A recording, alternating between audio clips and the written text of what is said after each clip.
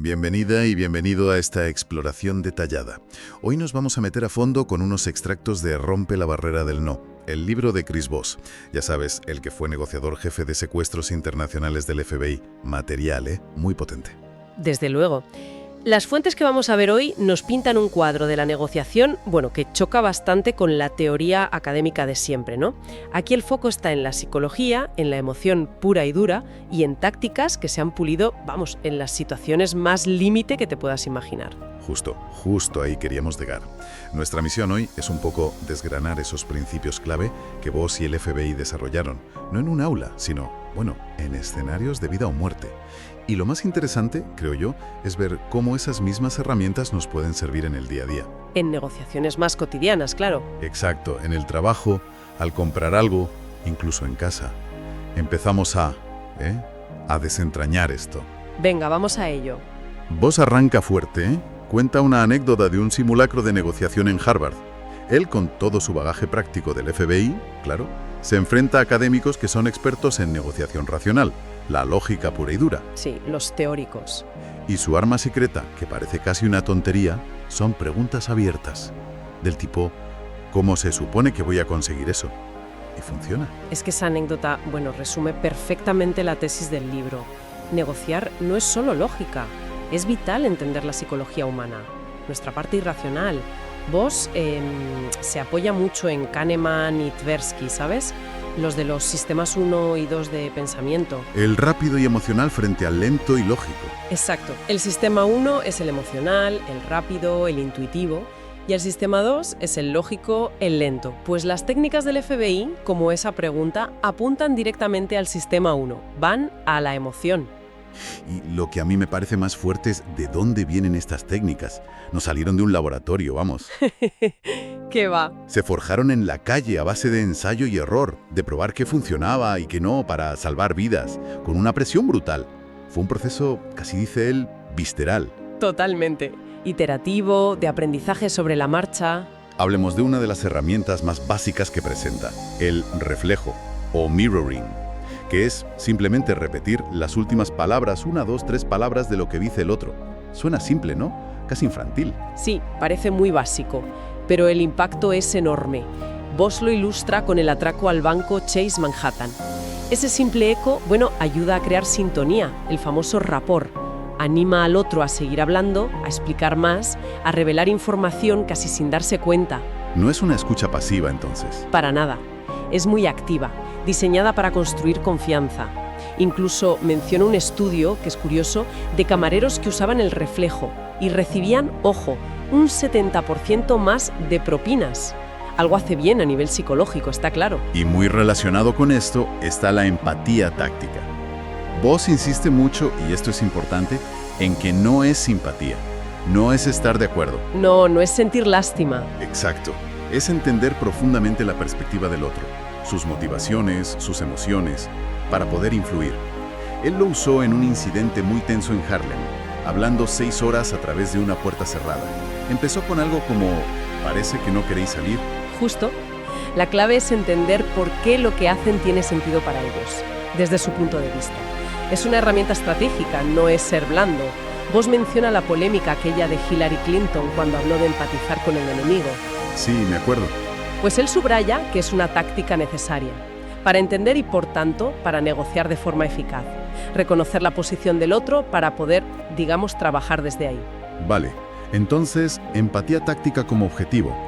¿Y cómo la aplicamos en la práctica? Ahí entra el etiquetado, el labeling. Ajá. Que es básicamente ponerle nombre a las emociones o a la dinámica que vemos. Parece que esto te frustra, suena a que te sientes presionado, da la sensación de que hay algo más aquí. Voss dice que esto tiene un efecto casi calmante. Desactiva la negatividad. Es que al poner nombre a los sentimientos negativos, sobre todo, les quitas poder. Es como encender la luz. Voss cuenta ejemplos como cuando llamó a su jefe para disculparse. Así, lo de perdóneme padre porque he pecado. Esa, una forma de romper el hielo y reconocer la tensión. O el caso de la recaudadora de fondos con la donante difícil. La clave es identificar y nombrar esa emoción subyacente que mueve los hilos del comportamiento que vemos. Y siguiendo con eso de gestionar las percepciones, está la autoacusación. Uf, esta es potente también. Que es básicamente adelantarte. Decir tú mismo las críticas o lo negativo que crees que el otro piensa de ti o de tu propuesta. El ejemplo de Ana negociando un recorte con la empresa ABC es, clarísimo. Es muy bueno, sí. Ana y su equipo hicieron una lista de lo peor que ABC podía pensar de ellos. En plan, sois unos caros, no cumples lo que prometéis. Todo lo negativo. Todo. Y lo dijeron ellos primero, al empezar la reunión. ¿Sabes? Seguramente estáis pensando que somos el típico proveedor grande que intenta exprimir. Y claro, al decirlo ellos, desactivaron esas críticas antes de que surgieran. Desarmaron a la otra parte. Totalmente. Demostraron que entendían su posible malestar. Es una forma de empatía táctica, pero muy directa. Crearon un espacio para hablar más honestamente. Ahora llegamos a un punto que a mí personalmente me parece que le da la vuelta a muchas ideas que tenemos sobre negociar. El poder del no. ¿Ah, sí? Esto es muy vos. Argumenta totalmente en contra de esa obsesión por conseguir el sí, a toda costa. Como los teleoperadores estos agresivos, ¿no? Sí, el sí fácil. Y sostiene, y esto es lo interesante, que el no, paradójicamente, puede ser muy positivo, muy constructivo. Es que va contra la intuición, ¿verdad? Pero piensa, decir o escuchar no da a la persona una sensación de seguridad, de control. Siente que se puede proteger. Y muchas veces ese no inicial no es el fin, es el principio de la negociación de verdad. Es cuando la gente se relaja y empieza a hablar. Exacto. Voss cuenta su propia historia intentando entrar en el equipo de negociación del FBI. Tuvo que superar los noes iniciales de su jefa, Amy Bonderow. Su consejo es incluso hacer preguntas que faciliten un no.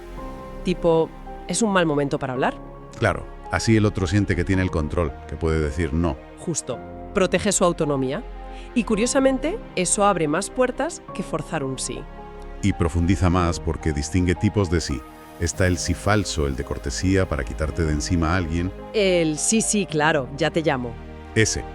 Luego el sí de confirmación, que asiente a lo que dices pero sin compromiso real. Y por último, el sí de compromiso, el que implica acción. Pero Voss dice que la señal de que de verdad has conectado, de que te han entendido bien, no es un sí. No, la meta es otra. La meta es que el otro diga, así es.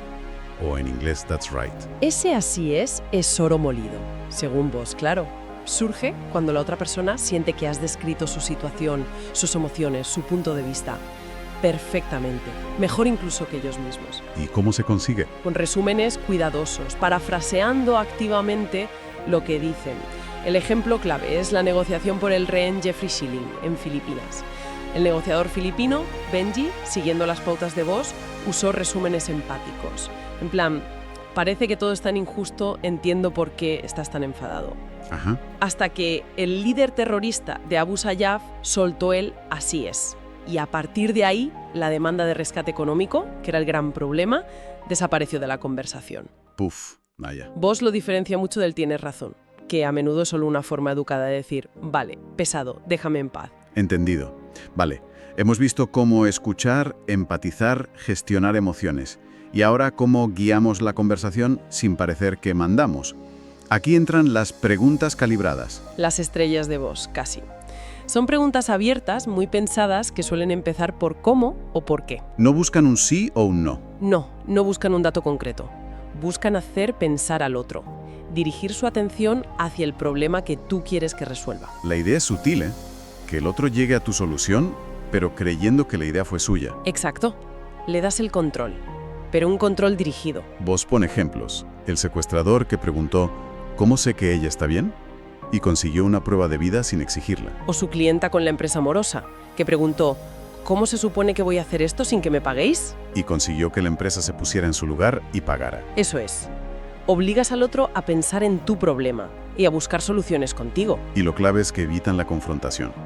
No dices, no puedo aceptar eso, que crea resistencia. Claro, eso cierra puertas. En vez de eso, preguntas, ¿cómo se supone que voy a conseguirlo? Y el tono, dice Voss, es crucial. Calmado, curioso, invitando a colaborar, no acusando. Totalmente. Un toro casi de ¿cómo resolvemos juntos este problema que tú me estás creando? Y son vitales también para asegurar que los acuerdos se cumplen luego.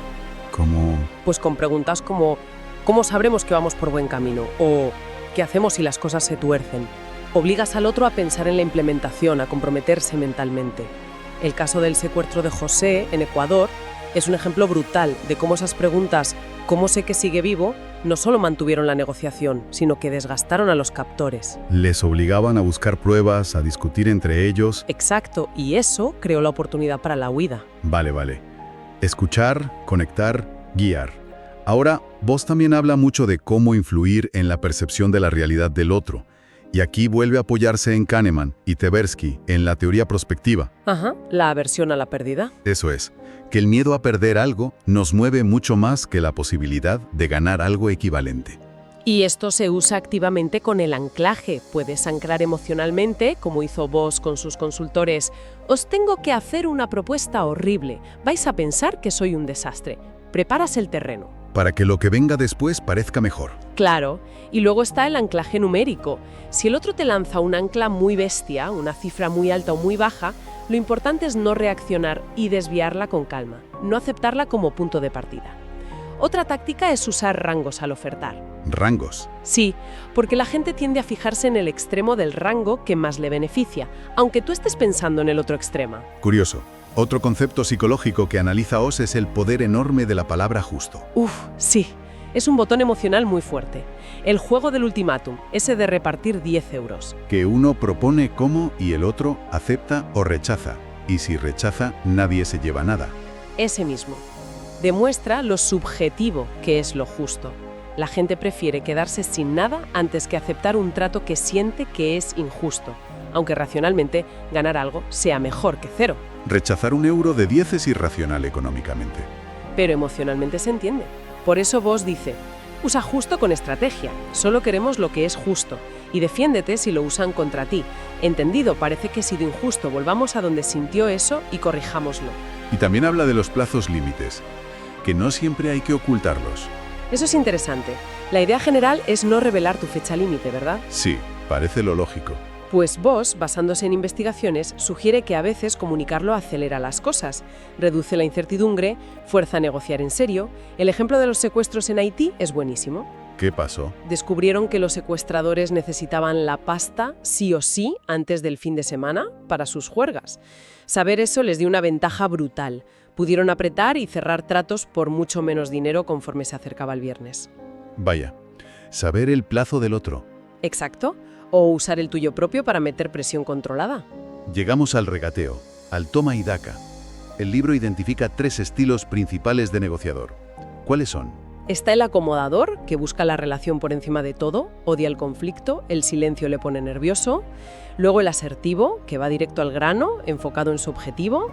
Voss dice que él es así. El tiburón, digamos. Bueno, tiene que cuidar el tono para no parecer agresivo.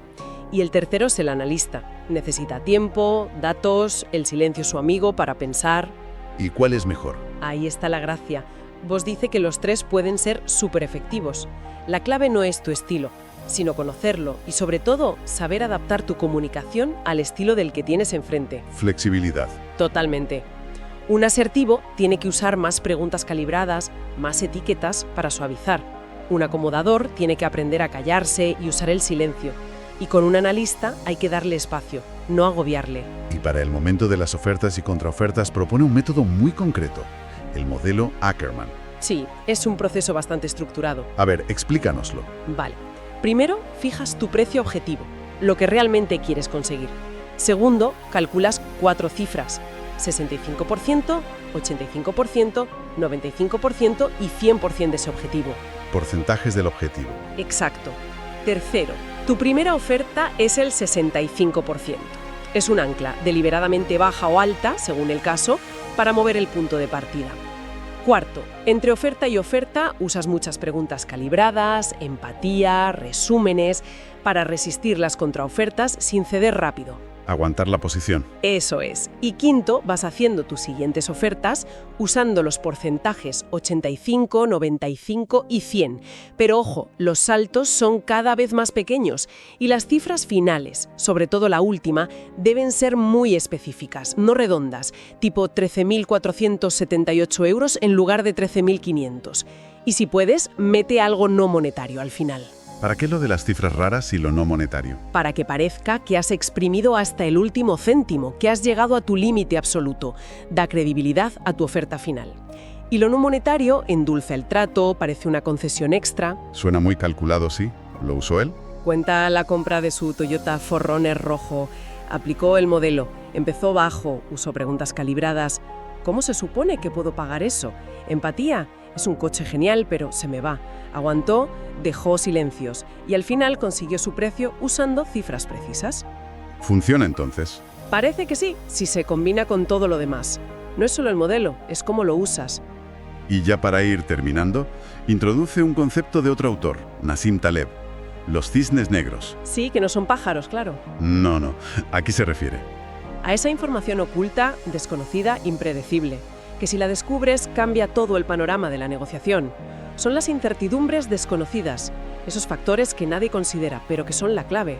¿Y cómo se relaciona con negociar? ¿Algún ejemplo? Voss cuenta el caso trágico del atraco en Rochester. Un secuestrador, William Griffin, hizo algo que rompía todos los esquemas del FBI hasta entonces. Mató a un rehén en el plazo que él mismo había dado. Eso no se esperaba. Fue un cisne negro. Exacto. Demostró lo peligroso de asumir que sabes cómo va a actuar el otro. La lección es: mente abierta.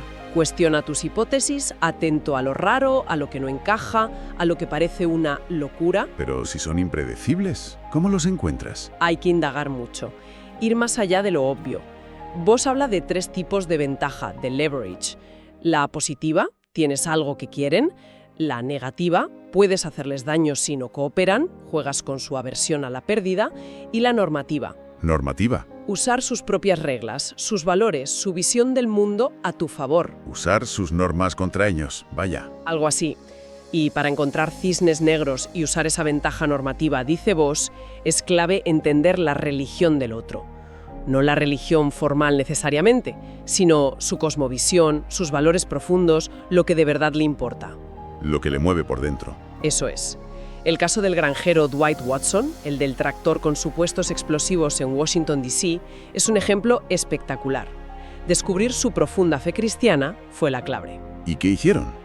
El cisne negro fue conectar su rendición con el simbolismo bíblico del amanecer del tercer día. Apelaron a sus creencias más profundas.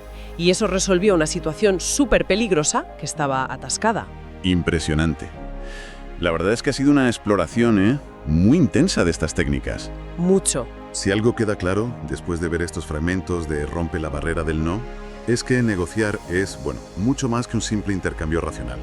Es una danza muy humana, ¿no? Cargada de emociones, de psicología. Totalmente. Las herramientas que da Voss, desde el reflejo y el etiquetado, que parecen sencillas, hasta las preguntas calibradas o buscar esos cisnes negros, nos dan como un mapa para navegar esa complejidad. Y lo bueno es que no son solo para rehenes, valen para el día a día. Para nuestras pequeñas o grandes negociaciones. Claro, el objetivo final, como él dice, es entender para conectar. Y conectar para influir. Y con esto, pues dejamos una pregunta ahí, en el aire, para la reflexión. Ahora que somos más conscientes del poder de estas herramientas psicológicas, ¿dónde ponemos la línea? La línea ética, ¿quieres decir? Sí. ¿Cómo distinguimos entre influir de forma efectiva y legítima y manipular explotando vulnerabilidades? ¿Cómo usamos esto para mejorar la comunicación y llegar a acuerdos buenos para todos sin pasarnos de listos? Es una buena pregunta para darle vueltas. Sí, señor. Pues ahí queda. Hasta la próxima. Hasta la próxima.